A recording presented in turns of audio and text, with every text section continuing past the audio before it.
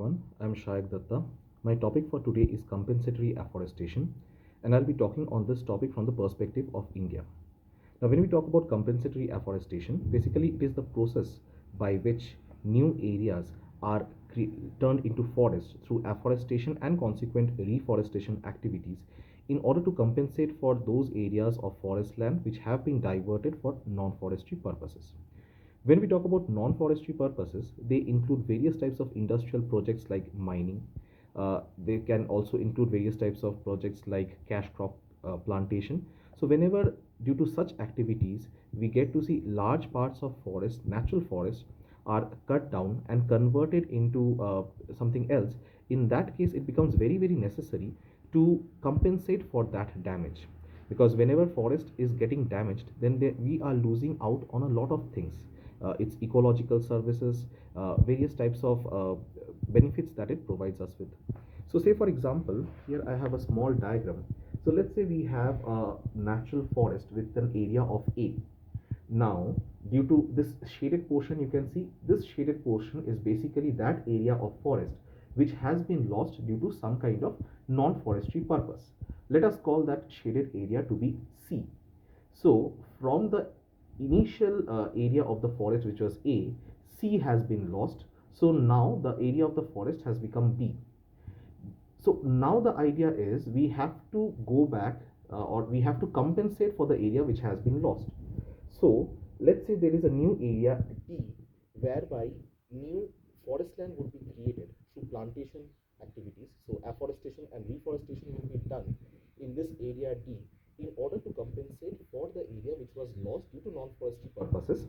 And this entire process is what is called as compensatory afforestation.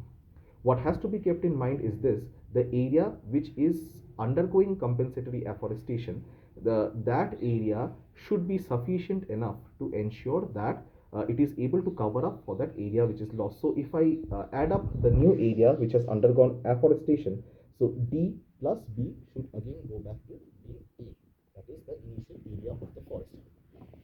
So this is the issue.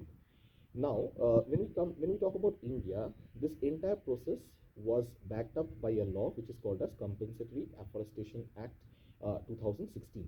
So this act basically creates two bodies and two funds. One body will be present at the central level, the other will be present at the state level. So it is called as the Compensatory Afforestation Management and Planning Authority. So one will be present at the central level, which will be managing the central fund. The other will be present at the state level, which will be managing the state fund. Whenever any kind of industry is diverting forest land, they have to pay a certain amount of money to this fund. That is what is called as the net present value of the forest. Now, out of this NPV or the net present value, 90% of it is transferred to the states in order to carry out afforestation activities, and 10% is present with the central authority and at the central fund. So this entire process, it is a very revolutionary step in the field of forestry in India, because it ensures that whenever forest land is diverted, the developer has to pay for the damage it is causing to the natural resources of the country. But there are many issues with this as well. Say for example, when you are diverting forest land where a forest has existed for thousands of years, then you are not only, I mean, that cannot be compensated just by planting few saplings in a new area. What happens is you are actually destroying a huge amount of ecological niche in that area, and that cannot be compensated by new saplings. So the ecosystem damage is something which cannot be compensated just by ensuring similar number of trees are planted in a new area.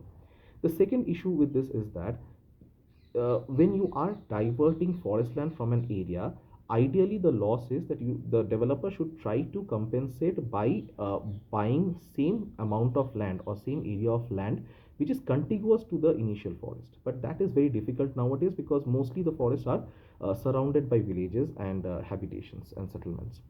So what happens is this: okay, whenever forest land is diverted, the developer will pay up for it, but the land which they get, which the forest department gets, is situated far away from the actual forest. So the continuity is actually damaged. The migration of animals gets damaged. Also, we get to see that the fund mostly remains unutilized in many cases. it just stays there in the fund, and it is not utilized because the forest department does not get sufficient area where it can plant new forest or create new forest. That is another issue. Also, another issue over here is this: okay, many a times we get to see that the forest department will plant species which are exotic to that area, alien to that area, and hence that will also affect the biodiversity of that area. And also we get to see that if this act also says that if you do not get an area which is contiguous to the actual forest, you can actually plant trees in degraded areas. But many a times the saplings which are planted in degraded areas, they are not well cared for and they do not survive for long.